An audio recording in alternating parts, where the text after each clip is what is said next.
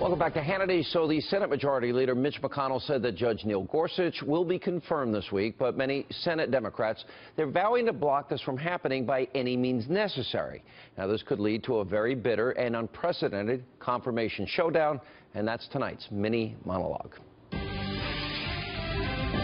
All right, way back in 2013, when Democrats had control of the Senate and President Obama was in the White House, well, then Senate Majority Leader Harry Reid, well, he changed long-standing Senate precedents and eliminated the 60-vote threshold that is needed for the confirmation of Obama nominees. And for 3 years after that, many Senate Democrats argued that this precedent of an up or down vote should be applied to all appointments, including Obama's Supreme Court nomination of Merrick Garland. You may remember this. We'd much prefer the risk of up or down votes in majority rule than the risk of continued total obstruction. That's the bottom line, no matter who's in power. We need to call out these filibusters for what they are: naked attempts to nullify the results of the last presidential election. If Republicans continue to filibuster these highly qualified nominees for no reason other than to nullify the president's constitutional authority, then senators not only have the right to change the filibuster rules, senators have a duty to change the filibuster rules. We should be giving this person a hearing and an up or down vote. To not do so is violative of the United States Constitution.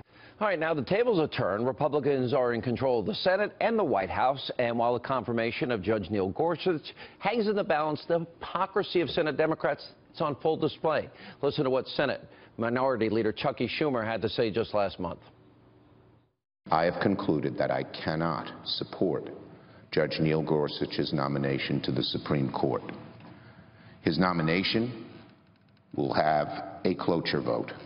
He will have to earn 60 votes for confirmation.